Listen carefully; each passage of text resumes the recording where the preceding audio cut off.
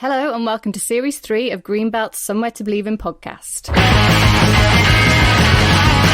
In this series, a nun, a rabbi, a Muslim convert, a Lutheran firebrand, a humanist, an American liberation theologian, a retired Met police officer and an LGBTQ priest all walk into a bar. You know, they always say don't talk about religion or politics. Well, funny that, because that's what we like to talk about most at Greenbelt. Perhaps that makes us impolite. Find out and join us in this series of no-holds-barred conversations with extraordinary people who are prepared to wear their hearts on their rolled-up sleeves, for whom faith isn't personal, who get stuck in because of what they believe. Hi, Catherine. Hi, Paul. So here we are for the last episode in Series 3 of our podcast. Yeah, we've done it. Can you believe it? No, 1 year. Oh, well, just a little bit over 1 year. What a year it's been. Oh, yeah, 1 year. Of course, you're not just thinking about this series, you're thinking about 3 series. 1 year, 1 year's worth of podcasting. Wow. Mm-hmm. Yeah, what a year. What a year. I mean, we don't want next year to be like this year, do we? Preferably not. Hey, and on a recent episode, Catherine, we were bigging up the Methodists for adopting or giving permission for same-sex marriages in their churches. But another of our partner denominations, the URC, the United Reformed Church, they've done something really cool and radical at their recent assembly too, haven't they? Yeah. They had a recent assembly, and I think it ended on about the 12th of July, where they came out and talked about the situation in Israel-Palestine. And what they've said is that they're encouraging people to buy Palestinian products and to stop buying products that have been made by out of the Israeli settlements that are happening in Palestine.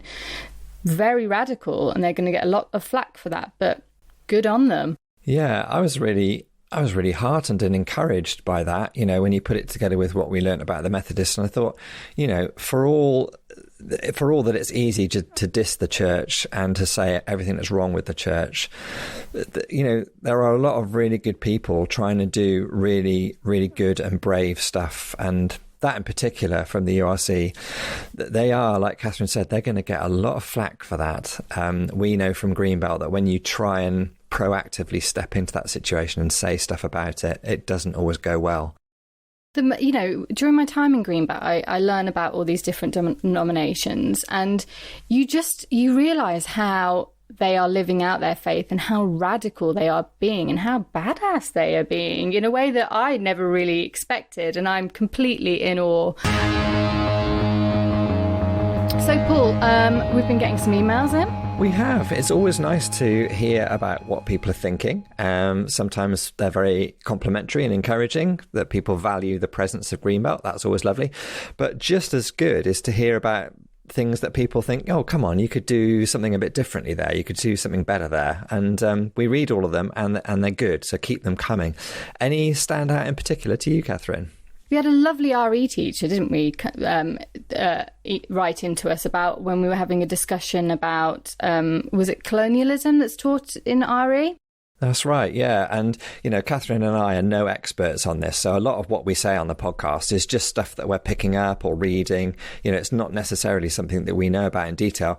So we had mentioned the fact that kids, it's being mooted that in RE, kids should be taught about white privilege and what that means, and connect that with colonialism, etc., etc. And yeah, one of our audience, who's an RE teacher or an RE resources developer, wrote in and said, look, you know, this is really interesting stuff. I'd love to have the chance to talk about this at Greenbelt. And we thought, yeah, that would be really interesting to think. You know, we've been thinking about RE in a sense on this podcast, this series, and it'd be really interesting to hear about how it's being taught in schools. Yeah, and she was talking about how the amount of hate mail that they've received. Yeah, because she was saying they've been specifically trying to tie the study of religion to thinking about racism and anti-racism. It's just so sad. It seems so prevalent that if you try and do something about racism, or if you try and put your head above the parapet, it invites all this bile. There's another RE teacher called Blakelock, who's come to the festival for a long time, who's a friend of the person who wrote us this email. And he was really interested when we had Russell Brand to the festival to wonder if we could use the content of that conversation with Russell Brand for his RE resources. And, again, we're no experts, but I find it really encouraging to think that students at school are being encouraged to sort of like dig into these philosophical ways of thinking, these different worldviews. And I was thinking, I wish I could study RE now at school. Sounds really good. Maybe we need to get some RE lessons at the festival. We could do that, couldn't we? Yeah, RE lessons for adults who sort of the first time round had a very different sort of RE education. And that kind of leads us nicely into our next podcast guest this week, doesn't it? Who have we got on the pod this week, Paul? Well, some would say we've saved the best till last. We've got festival favourite Nadia Bolz-Weber. And we had a fantastic conversation with her. We've been really looking forward to it. It was really early in the morning where Nadia was in Denver when we spoke to her. So she was a little bit bleary-eyed, but she'd had a few cups of coffee. And just to say that we didn't get the audio quite right. So there are a few little sort of rustly and scratchy moments, but it doesn't deter from what was a fantastic conversation. We had a great time with her, didn't we, Catherine? Yeah, definitely.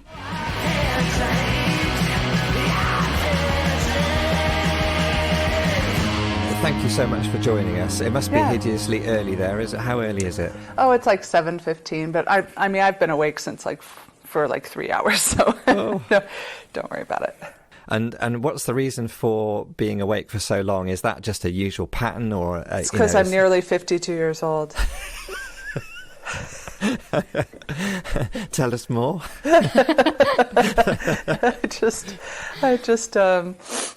My body just stops sleeping at a certain hour, and there's not a whole lot you can do about it. So I just kind of get on with it, as you guys say. This year, I mean, as it has been for everybody, has been a really sort of difficult year to quite know what to do about Greenbelt and planning it and booking it. And it's emails like yours that come in when you just say, look, I want to be there, count me in, that just make all the difference to the way we feel. And we wanted to say just a huge thank you for that sort of vote of solidarity. Oh, you're welcome. Yeah, I mean, I feel a profound loyalty to and love for Greenbelt. It's an important thing to me, to be honest. It's not just a gig I get to do sometimes. It's a lot more than that to me. So, yeah. How long have you been coming to the festival for? I was trying to sort that out, and I want to say that my first year might have been, I don't know, maybe 2006. Yeah, I think that sounds about right. Mm-hmm. Yeah.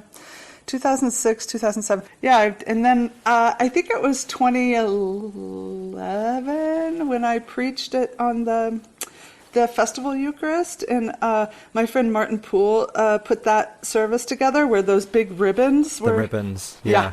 Yeah.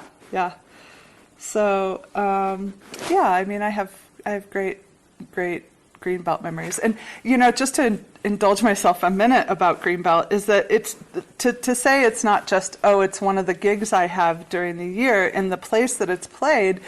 It was very going to Greenbelt and connecting with Fresh Expressions folks in the Church of England was extremely influential and instrumental in me starting House for All Sinners and Saints, which I started in 2007 to 2008. It meant a lot, and it's interesting that I could come back to Greenbelt and talk about my ministry when the fact is that my ministry at the very beginning was influenced by what I had been exposed to at Greenbelt. That's really, really interesting to think of it that way round, or to hear you tell that story, Nadia, because I think for lots of us at Greenbelt, myself included, we look to you, we look at it the other way round. We think, this is the way to go. This is what we need to, in some senses, learn from, replicate, try and embody where we are. So it's really interesting to hear you tell that story. But that's just like a British form of low self-esteem, I think, because you guys,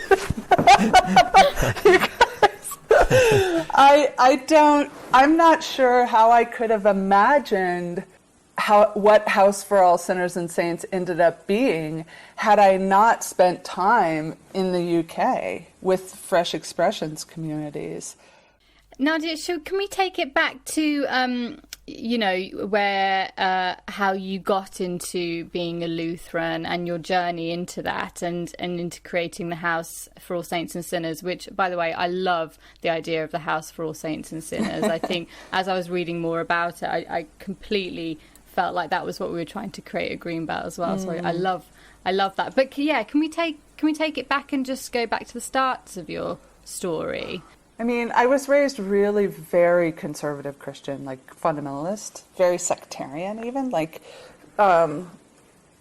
we were taught that we were the only real Christians. We were the only ones going to heaven. And people would be like, is your new friend Susie a Christian? And I'd have to go, oh, no, she's Baptist or she's Methodist, So anybody who wasn't Church of Christ was not saved or whatever. So, and women could not preach or serve in any form of leadership in that church whatsoever. I mean, you couldn't even be an usher, if you were a woman. As a matter of fact, you weren't permitted to teach Sunday school classes for children after the kids had turned 12, because a 13-year-old boy had more authority in the church than a grown woman did. So that's what I was raised. And here's the thing, I didn't develop my personality like over the past couple months. Like, I was kind of born with this shit, just kind of me. And so it was hard because it just became increasingly obvious that I could not be who I was and stay in the church. But it was the only form of Christianity I ever knew. How do you regain that? Like, where do you go? I feel like my whole life since I was 17 has been trying to figure out, how do I recreate the best parts of how I was raised without all of the bullshit from how I was raised? And I've tried different ways of doing that. So I sojourned in like Wicca circles and neo-pagan circles, trying to find what I was looking for which I'm really grateful. I needed to heal for like a decade before I could ever come back to the church. And I had to heal in a very female-centered place, given how I was raised, before I could ever come back to my original symbol system of Christianity. I had a pretty impressive drug and alcohol problem, and not to brag, it was pretty impressive. but I got clean and sober, and part of the 12 steps is praying and handing your life over to the care of God, and it's sort of the desperation I had in terms of needing to stop drinking, and the fact that the people in those rooms of AA told me the key is prayer and a connection to a higher power. It sort of opened the door back up to me considering that a little more in my life. So then by the time I met my now ex-husband, he was a Lutheran seminary student, and he was really interested in social justice. Like, when we went on our first date, he's like, well, we were talking about issues of social justice, and he goes, well, my heart for that is really rooted in my Christian faith. And I looked at him, I'm like, what? What are you, like a unicorn? Like some mythical combination of creatures? Like, those two things don't go together in reality. I'd never heard that. Now, Lutheranism in the U.S. is very different than the small Lutheran population in the U.K. My denomination, the Evangelical Lutheran Church in America, is the largest Lutheran denomination, millions of members, and we ordain, gay folks. We obviously have had female clergy for the past 40 years. We have teaching statements on things like criminal justice reform and climate change and things like that. So when I realized there's another form of Christianity that I could actually have some of the good parts of what I was raised with without quite as many of the bad parts. I wasn't idealistic about it, but I thought, oh my gosh, and then I fell in love with like liturgy and sacramental worship and that pattern of shared worship that we have in Anglican and Lutheran and Catholic traditions. I really loved that and found that very appealing. So I started going to church and sort of learning about Lutheran theology. And Lutheran theology is very distinct. It has a distinctness to it insofar as it has a point of gravity. The Lutheran understanding of Christianity has a center point, and the center point is grace. So the whole thing for us springs from grace, not from good works, not from proper discipleship, not from interpreting Bible verses the right way. The whole thing is God does for us what we can't do for ourselves. And then we live in response to that in terms of serving our neighbor, but it always comes back to grace. So in the Lutheran theological system, you cannot, through your striving and piety and goodness, be in a better place with God than God has already put you because of God's grace. So all of that stuff kind of goes by the wayside. So most of my teaching and preaching comes from really sort of Orthodox Lutheran teachings. We were keen for our listeners to understand that a bit more, and it sounds like it's a really progressive, vibrant, growing denomination. Oh, no, it's not. No, I'm sorry. I misspoke. It is,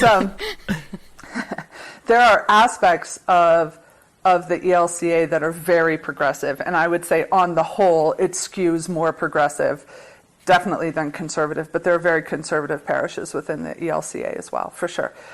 Is it growing? No, it's not. It's like every mainline Protestant denomination in America. It is in what we call decline, which I have a lot of thoughts about. I don't know that it's the worst thing in the world, you know. Again, to go back to different ways in which my time at Greenbelt has influenced me, Icon would always do some crazy shit, and everybody would go. And do you remember that? Like Icon from Belfast would do some amazing experiential thing. And there was somebody who had written a piece about the clergy sex scandals in the Catholic Church in Ireland. And maybe the Magdalene houses too. I think that's when a lot of that stuff about the Magdalene houses had come out. And in this piece, there was so much righteous anger, rage, like understandable rage about what people have, the evil that people have perpetrated and then done it in God's name. I don't know how something is worse than that. I don't know how you can get worse than that, you know? And this piece was so powerful. And I remember at the end, they were like, we're going to burn it all down. We're burning it all down. And at the very end of that piece, they said, and then maybe we're going to sit in ashes for a while, and perhaps somebody will find a loaf of bread and hold it up and talk about the night Jesus was betrayed, and we'll hand it to each other and share. And I was like, oh my God, I will never forget that piece, because it influenced my ecclesiology in this really powerful way. Because ever since then, the 500-year anniversary of the Protestant Reformation was 2017, and my ass was all over the world because I'm like the designated Lutheran, you know? So people wanted to hear from the Lutheran. And and I gave a lecture, and people were like, what's the future of the church? I'm like, I think that the future of the church is fine, because no matter what happens, I believe if we lose everything, if we lose Christian colleges and we lose our institutions and we don't have the ecclesial bodies and we don't own all the property and we don't have the budgets and the membership rolls and we can't garner power anymore. If all of that is lost, I still think the church will be fine, because people will continue to gather in groups of maybe 2 or 3. Maybe it's in like abandoned parking garages. Maybe it's in parks. Maybe it's in people's homes. And they will still lift up bread and talk about the night Jesus was betrayed, and when he gathered with his faltering friends for a meal that tasted of freedom. And they will give it to each other and say, this is the body of Christ. We do this in remembrance of him, and it's for forgiveness, and it's for you. And and because of that, even though, back to the decline issue, even though so many of these institutions are in decline, I do not despair for that reason. And my thinking around that was influenced by a poem I heard years ago at Greenbelt. I mean, some of what you were saying there actually sounds quite exciting. And, you know, rather than despair, can you see benefits in that building up from the ashes? And look, properties and budgets and membership roles and power in government and all of that, those are signs of a kingdom, but I don't think we can assume that those are signs of the kingdom. I mean, that's also not to say that form of church was wrong and should die. Like I'm not sort of criticizing the faithfulness of those who developed that as the way we do church. I'm just saying it's okay to let some of it go if we don't have to cling to it through our fear and anxiety. It's okay. It's okay. There's so much that we could get into asking you about your time building the community that you did in Denver with House for All Sinners and Saints. But can I ask you first how you found it transitioning away and leaving that community in a sense behind and finding your new space as a public theologian and in a way bringing your love of liturgy and of scripture out into the public square, as it were. How's that been for you? Oh my God. I'm sorry I keep referencing Greenbelt. I'm not doing that to kiss your asses, but genuinely, Carry on. I cannot tell the story without talking about Greenbelt again. Genuinely. And here's why. In, I don't know, 2008 maybe, I was there, and there was like an emerging church get together the night before. Right? So it was like all the people who were in fresh expressions, alt worship, whatever, emerging church communities, we all hung out the night before, and we sitting in a circle and people introducing themselves. And when I spoke up, the only two people who laughed at stuff I was saying were the other two Americans in the circle who I didn't know. And then when they started talking, I was the only one laughing at what they were saying. And so we found each other later, and they ended up becoming lifelong friends. And I had no idea who these people were before. And their names are Sarah Miles and Paul Fromberg. And Sarah Miles had written a book called Take This Bread. I'd seen the cover, but I hadn't read it. So we didn't know who each other were. And the friendship that I had developed with Paul and Sarah profoundly changed my life. And for many reasons, but here's why. Here's one reason, and it speaks to what you asked. Paul and Sarah were the second generation of leadership at their church, St. Gregory of Nyssa, in San Francisco. It's an Episcopal church in San Francisco. They were the second generation of leadership. They took over from the founders who, God bless them, I could say a million good things about them, but they stayed too long. The founders stayed longer than they should have for the health of the church. So as I was starting House for All Sinners and Saints, I did so in a quickly close relationship. I mean, talking a couple times a week on the phone with Sarah, who was the second generation of leader who took over for founders who stayed too long. So from the beginning, I had a cautionary tale of what would happen to a community if the founder couldn't let go. And so because of that, I'm so grateful. Because of that, I started talking about my departure the first year we were together. And by the time I knew it was time to go, what happened was I felt like when I was working at House, it felt like God gave me provision. Meaning it felt like some things that I didn't have enough of in my character, in my personality, in my spirit, but that I needed for ministry. It felt like God provided extra for me, right? So one thing is I don't have the capacity to welcome hundreds and hundreds and hundreds of people every year of my life, to actually engage with them, to show curiosity about who they are. In and of myself, I mean, it sounds callous. I don't care who they are, right? I mean, I don't have the bandwidth. But I was provided the ability to genuinely say, hey, welcome, tell me about yourself. Let me connect you to this person. So we're on the spring retreat, a few years ago, and there were 20 people I didn't recognize at all. And I was like, I didn't want to ask them about themselves. And I thought, oh, there it is. That's the sign. That's the sign. It's that I'm done. Because that provision didn't feel like it was there. And that community needs somebody who can do that. My leave taking from house was blessed. It was blessed. And it was a love and gratitude filled and laughter filled leave taking on all sides. So, but house is doing so well without me, which is perhaps the thing that I'm proudest of. And I did go to their little sort of altered Holy Week services that they did that were COVID safe, and was just thrilled to be there and just help Reagan and run and fetch things he needed. And I mean, every choice he's made, every decision that church has made, I've just looked at and went, man, good for you.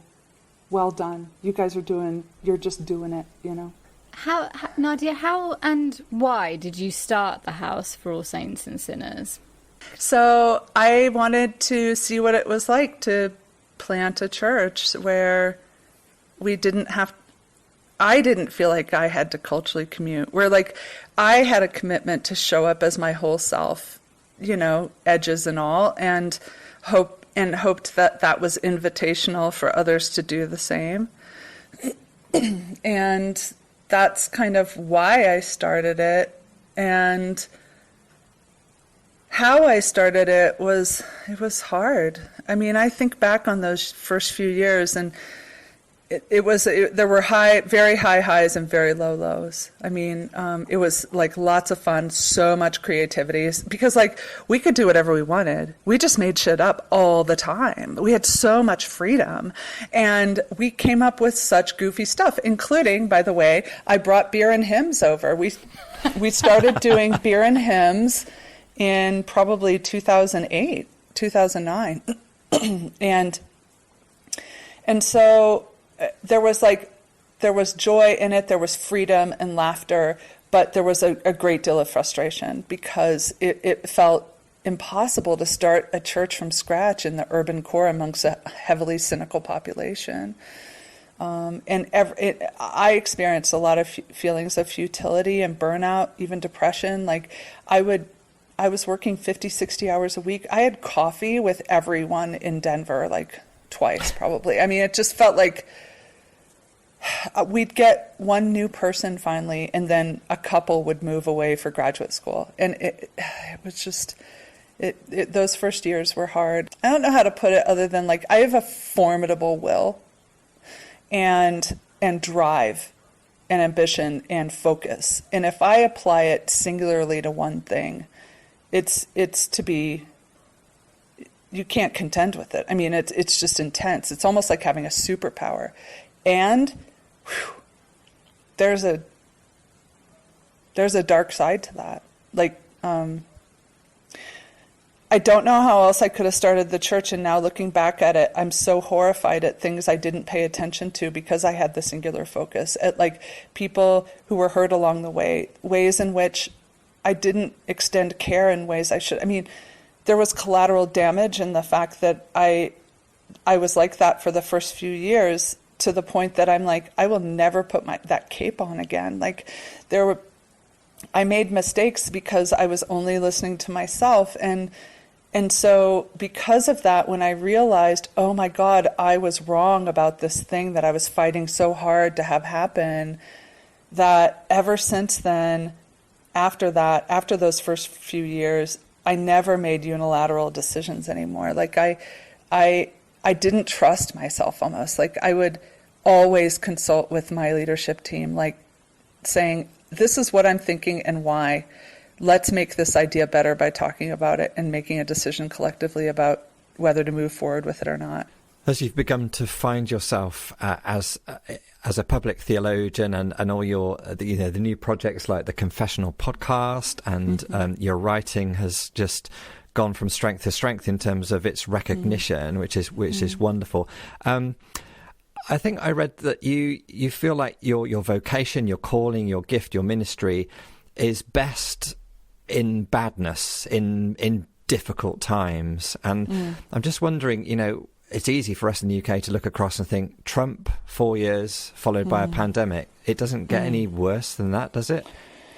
I just don't mind naming things that are hard for me. I don't mind like digging into articulating struggle or failings or sin even, because I believe that God really can make all things new, because I do believe in grace and mercy and forgiveness so deeply. I don't have any fear about naming why we need those. And I think sometimes people shy away from speaking the truth about why we need grace, I don't know, instead they want to appear positive.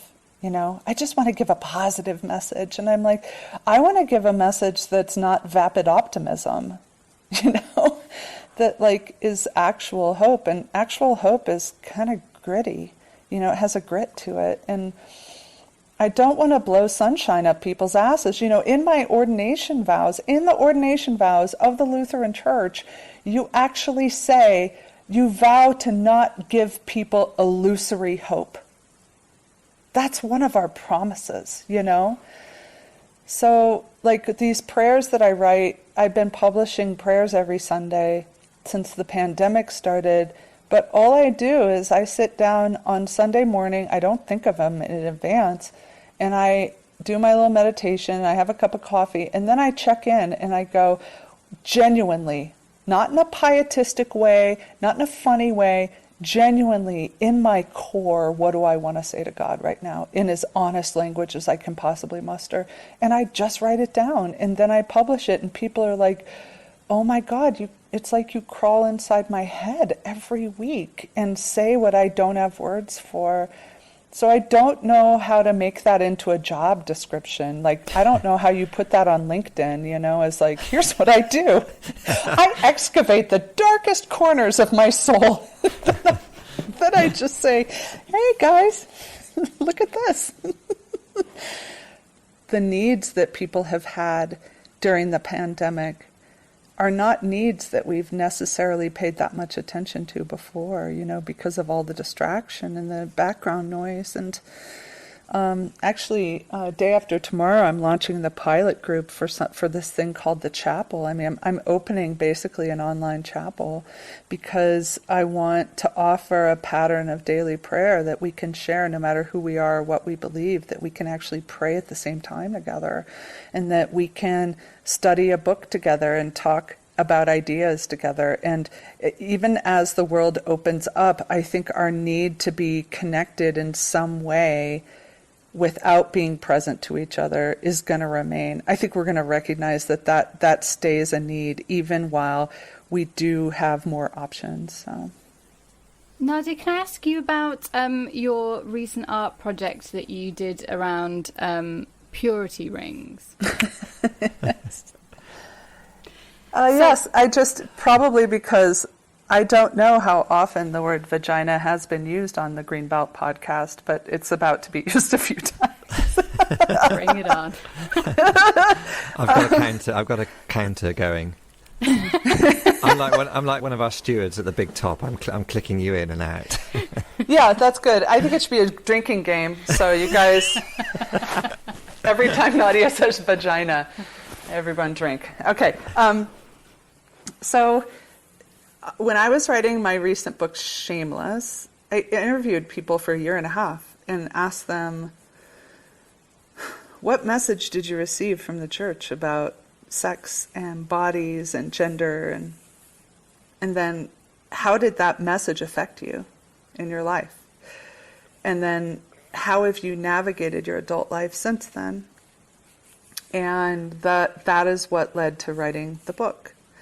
And what a lot of people talked about is what is called the evangelical purity movement, which started in America, but I think it came to the UK as well in certain ways, maybe not as strongly, but it's there.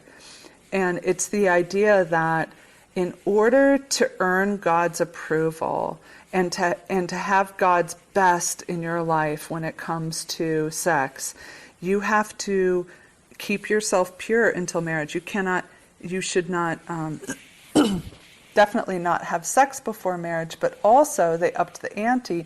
You should make a promise to God and to your future spouse that you won't have any sexual contact with another human being until you're married. Now, how that demonstrated itself is in these purity rings and in these purity balls, where these young girls, 12 years old, 13 years old, their dad would come with flowers, and they'd go to this like daddy-daughter dance, and then their dad would put a purity ring on their finger, and they would promise their dad that they would not have sex with a man until another man put a ring on their finger. It's so icky. I mean, how gross is that? I mean, it's just disturbing, you know? But so many women in the interviews talked about, like, oh, I still have this purity ring. I don't know what the hell to do with it. But, like, part of me just can't throw it away. Even though I don't believe in those things, and even though I'm trying to heal from that ideology and figure out who I am, I don't know what to do with this thing. And then that's when I had the idea that I should collect them, because of that scripture. It shows up more than once that talks about we melted our swords into plowshares, in our spears into pruning hooks. There's a spiritual precedent in our tradition for repurposing things that were created to hurt us or that caused us harm, and repurposing them into something that can heal us.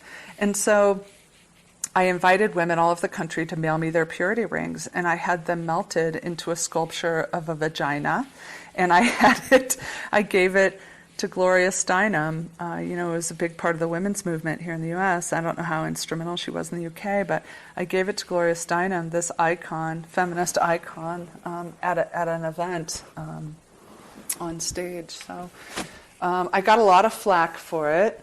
People were very disturbed by it. I thought it was both hilarious and healing, which is my favorite combination. Yeah, perfect combination. What kind of flack were you getting for it? Well, I got it from people who said it was idolatry. They're like, look, she's worshiping a golden vagina. I'm like, okay, that's hilarious. But then I got it from some feminists like, actually, that's a vulva. It's not the vagina is the inside part. I'm like, okay, girl, noted, like, you win.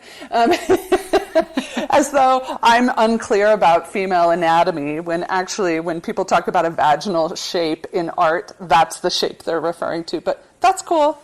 You got points for that. Last week on my podcast, if people want to look at the confessional on my podcast, Joshua Harris, the author of I Kiss Dating Goodbye, the seminal text for purity culture in America, was my guest in the confessional. And I have never had an episode that more people commented how healing it was to hear it. Like, people who were, if you have been wounded by those ideas, take a listen to that podcast. We're at a time in our culture where cancel culture, this idea of, like, if you said something in the past, you can find a tweet from 10 years ago and put it out there, and it seems tone deaf to what everyone understands the world to be today. Your whole life can be just kind of canceled. You're not allowed to be a public person anymore. Any apology you offer is not good enough. I mean, there's a pernicious spirit right now that says it's about justice. Oh, this is about justice. And I'm like, it doesn't feel like that in my body when I'm seeing it happen. It feels like revenge. It feels like bitterness. And I want to take the harm that has been done to people through things like purity culture, and I want to take that harm seriously. I want to listen to the stories seriously. But I don't think healing comes from then crucifying the people who perpetrated it. And so, in this podcast, I listen with genuine compassion to people's stories, and say, where's he? Because maybe their healing, if they've hurt people or done something they regret, maybe our healing at how they harmed us is wrapped up in their healing from having done it. there's a mutuality in our healing, and I don't think we're healed by being the people who, if we were hurt, then if we inflict harm, we'll be healed by it. It doesn't work like that, even though that's our instinct, you know.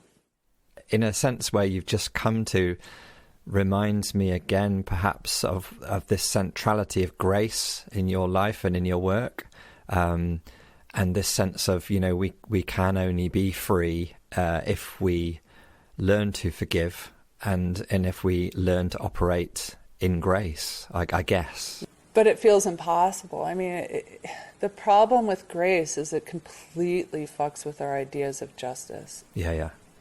It just does, you know, with like, oh, but people should get what they deserve. Oh, well, yeah, I know where you're coming from, but that's not gonna heal us, you know. But also, I don't ever want to diminish the truth of harm that's happened to people. I mean, this is why we find ourselves in the pendulum swing that we're in, is that for generations, no one listened to people who were victimized. No one heeded the voices at the margins. You know, there's a reason that this is what's happening right now. So that is also not the solution. I feel like with your public presence as it is, like we get a lot of emails coming into Greenbelt that kind of call us different names or different things, or we have insults kind of hurtled at us. Do you have one that keeps happening to you? Do you have a favourite? Sometimes I publish them. I just retweet them. So when people say something really horrible to me, I don't comment on it. I just broadcast it. I mean, I think a lot of times people don't feel like, first of all, they're like, you have no authority because you're a girl. You shouldn't be a pastor because you're a girl. I'm like, oh my God. Yeah, there are a million reasons I probably shouldn't be a pastor. Literally being a girl is not one of them. But, okay, you know, do better research. There was one last week where this woman was like, she called me a false disciple maker. And I said, yeah, you know, I think I ordered a false disciple maker off a late night infomercial once, and then I ended up never using it, and it's like in my junk drawer. Somebody else commented, yeah, you know, you buy those thinking you're gonna make false disciples every day, and then you realize 6 months later you haven't made one. So I think we have to just see the humor. I think we have to see the humor in the insults, if at all possible. To me, that's the healthiest way to approach them. I truly don't internalize it. The only times I internalize it is when people on my own side do it. Like when the social justice people come after me for something, or say I'm not being inclusive, or you're not doing this enough, or why aren't you, like when I'm attacked from the left, that's when I'm like, come on, guys, really? Like, this is going to help? Like, I'm like, being a progressive on Twitter is like a poorly designed video game in which you never actually engage the other side, the other team. You just get ranking points by pointing out how people on your team are wrong. I'm like, meanwhile, the other side's not even engaging, and we think we're doing social justice work, you know, when really we're just cannibalizing each other, you know. Oh, thank you so much for your time, Nadia. It's a real pleasure for Catherine and I to get to know you a little bit better. I'm excited. I am choosing to believe that Greenbelt is happening in person and that I will be there. And I am holding I don't know why it's been my big, like, it's going to happen. It's like my thing I'm holding on to, but it is. We're all holding on to it. Oh, thank you. Yeah. We want it to happen. Yeah. So it means a lot that you're holding out for it too, Nadia. For sure it does. I am. And you know, my prayers, those are powerful. No, they're not. They're not any better than anyone else's. All right, friends. Thank you. I look forward to seeing you in August. Oh, thank you. Thank you so much. Thank you. It was lovely chatting to you. Yeah. Have a good day. Bye-bye. You too. Thank you. Cheers, Bye. Nadia. Bye.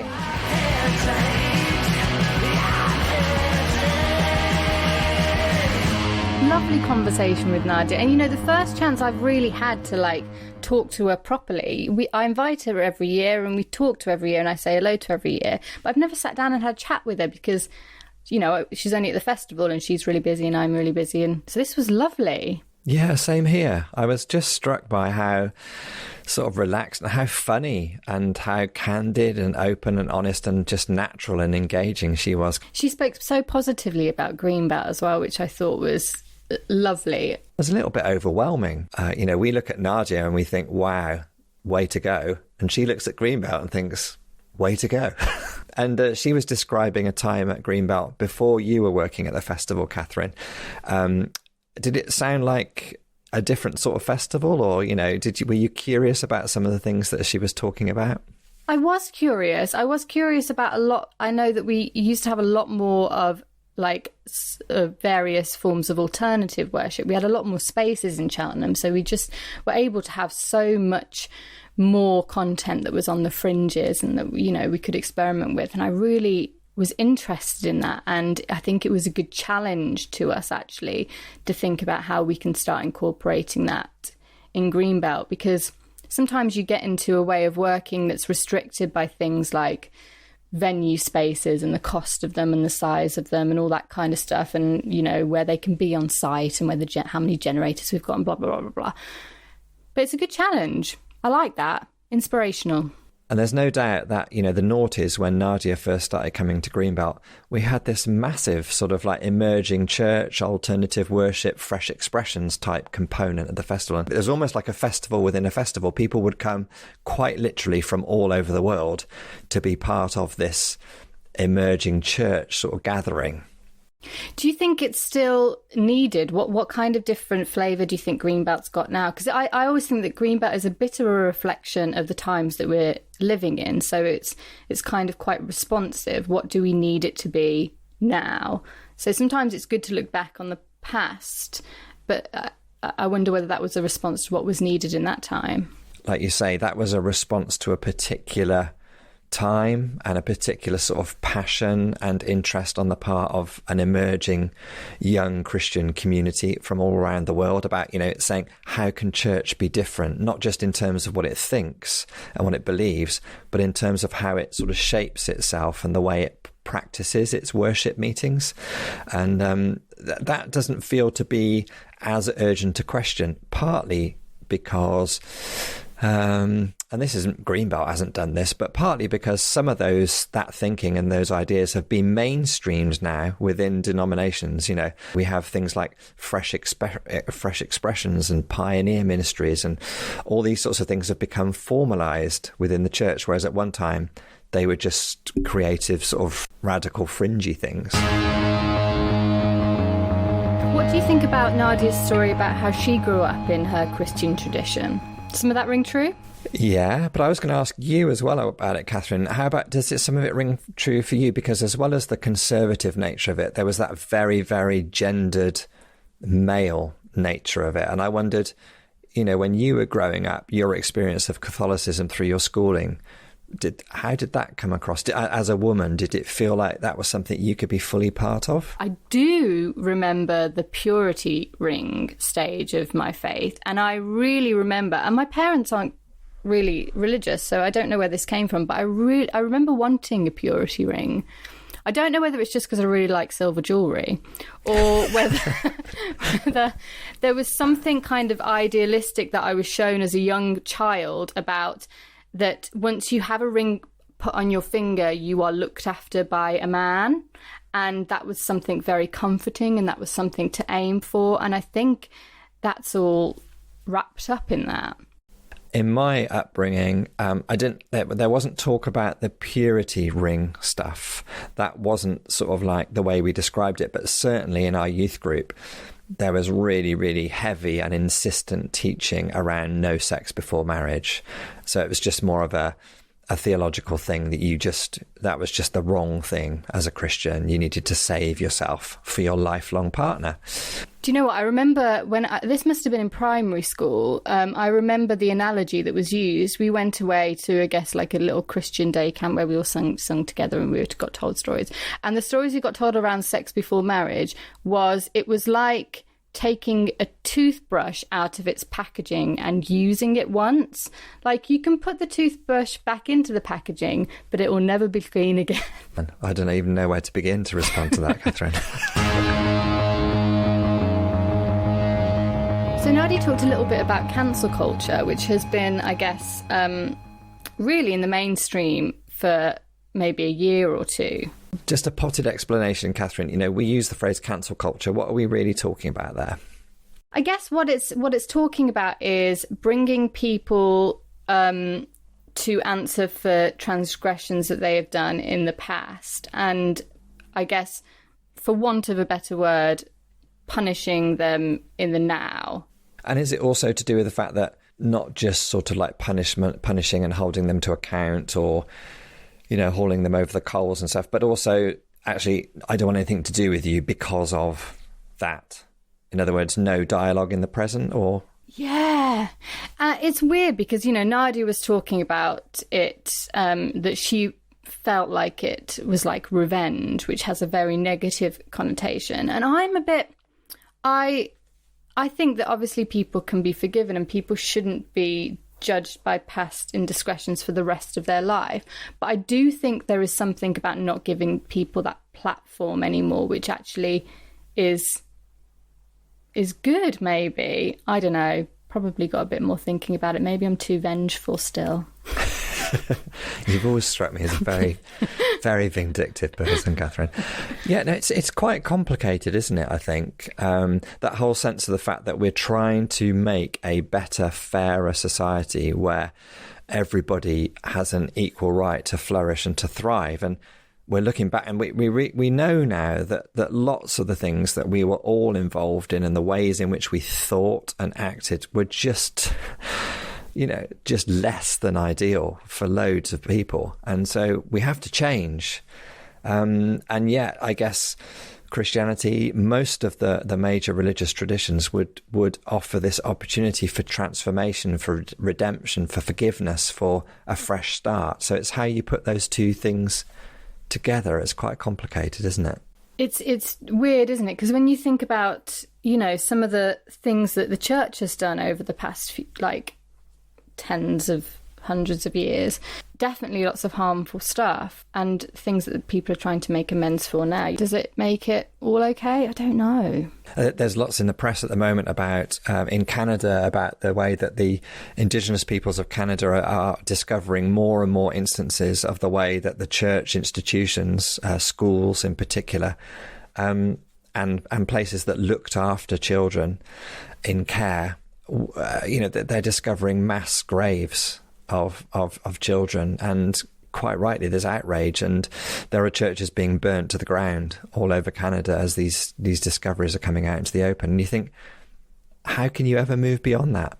You see, when I think of cancel culture, I think of I instantly go to like musicians, especially like and celebrities and entertainment figures who have been caught out for acting terribly towards fans and young women, and how they have stopped being booked and how they have had their careers kind of cancelled. I mean, there was that thing during the football recently where that comedian had done some tweets that I guess he was trying to be funny but were super racist, and instantly like venues cancelled him, his agent dropped him, and his career just ended. I don't know whether that's a terrible thing. I'm not saying that he's a bad person, but should he have a platform? I don't know. A lot of comedians now, when they're booked, particularly to go and perform at student unions and colleges, are asked to sign a disclaimer for the sort of subjects that they will not address in their material. And so there's it's a bit slippery for me as to where you draw the lines around freedom of expression, things that just should not be talked about, thought, or done. it's not very straightforward, I don't think. It is a bit slippery. And actually, we're still working it out. I think it's such a new thing that we're still working it out, and we're going to make mistakes in that process. And we're probably going to want to be forgiven for those mistakes. Can I ask you about something that I didn't quite understand, which was this idea, it ran through the whole of the podcast, but this idea of grace? Oh no, now you're assuming I'm an expert, aren't you, Catherine? Yes. So, I think grace is an idea that is very particular to Christianity.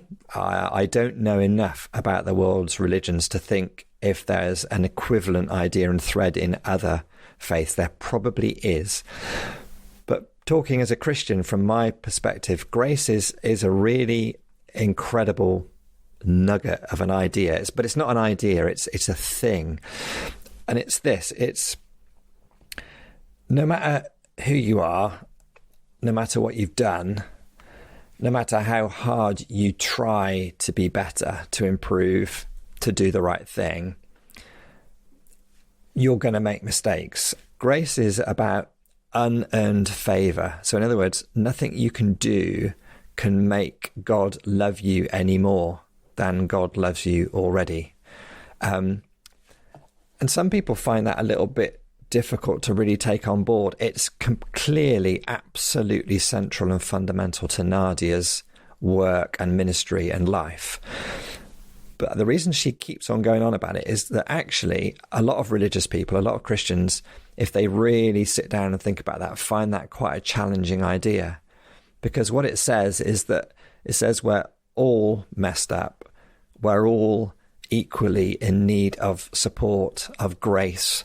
And, you know, no matter how you think you're performing, no matter how clever you think you are, no matter how often you read the Bible, it's a fantastic equalizer to say that in Jesus Christ, we are all equally loved and we all have equal sort of access to God.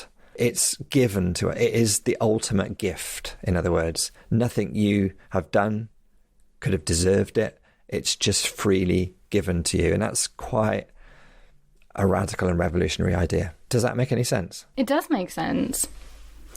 It also, for me, it kind of, and this is maybe where I get the wrong end of the stick, but for me, it also suggests that, like, this central idea of love, regardless of what somebody has done to you or who they are, that you always approach it with love, the same kind of love, whether they're doing good stuff or bad stuff, is that love is almost the way to get people through the bad times and the good times. It absolutely connects with that. Yeah, the centrality of love.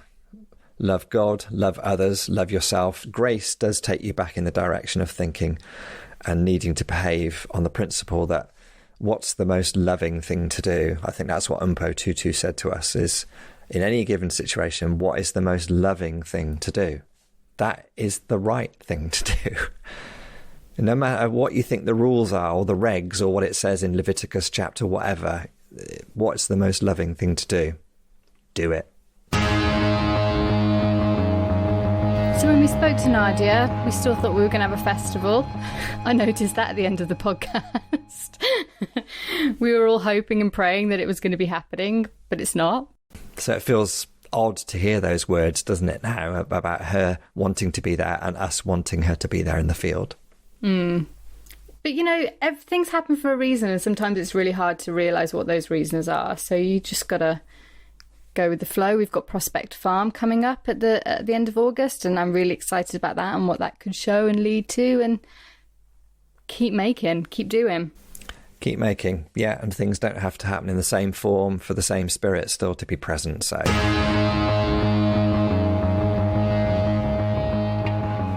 So, Paul, I guess we've come to the end of this season. Yeah, it's really flown by. I've really loved making these podcasts and listening to these guests.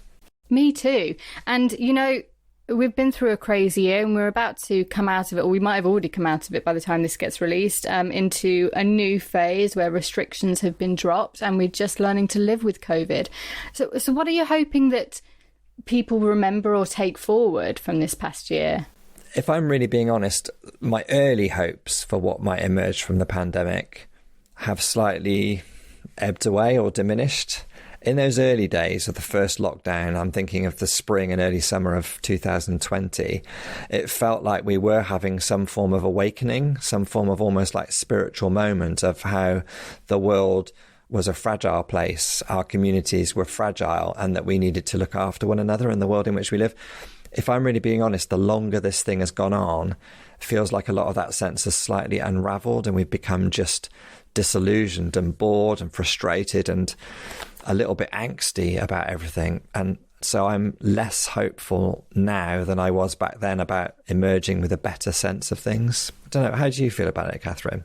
I keep hearing things from people or things that I'm listening to talking about how, especially with young people, there's this like change in attitude. I guess that might have been stirring for a while, that people are moving out of cities, maybe they're moving back home, maybe they're wanting to move to greener spaces.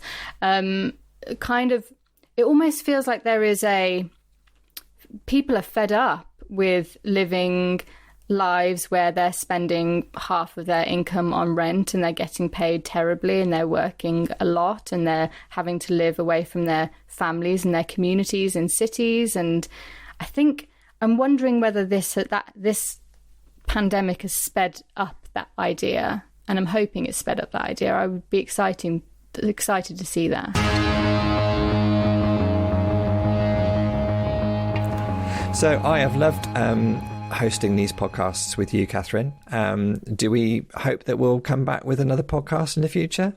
I'd like to come back. I think the thing that's been so interesting over this past year is that there's going to be there's almost a record of what's been happening and the things that have been brought up during such an interesting time.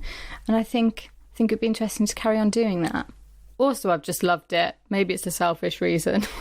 Yeah, selfishly, I've loved it. I've loved the guests we've chatted to. I've loved the way that you and I have learned a little bit about how to do this. We're still very amateur. We did have an email in from someone who said something really interesting about the fact that we listen mostly to our guests and we rarely, if ever, sort of challenge them or disagree with them. And that was a very good observation. I think that's partly because you and I feel quite sort of like deferential, and that respect translates into mainly just listening. But perhaps, as we get better at this, we could, get a bit more Piers Morgan. What an idol to have. Oh, absolutely. I've got a photo of him on my mantelpiece.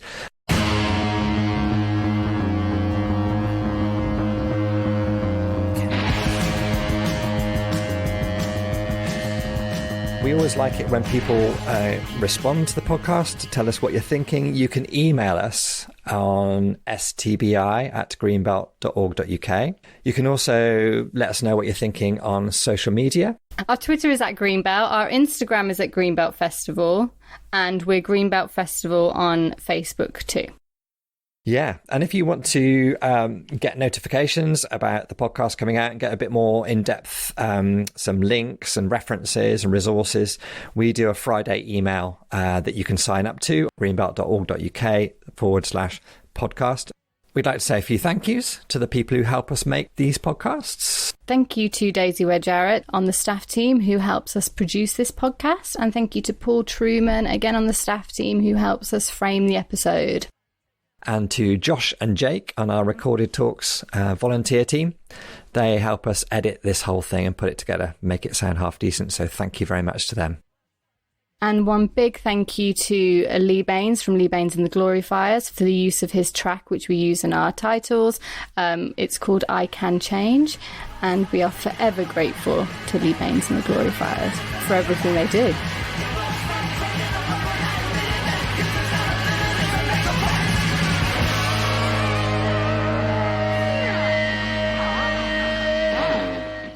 There'll be lots of people writing in to give a much better definition of grace than that. Answers to. Yeah.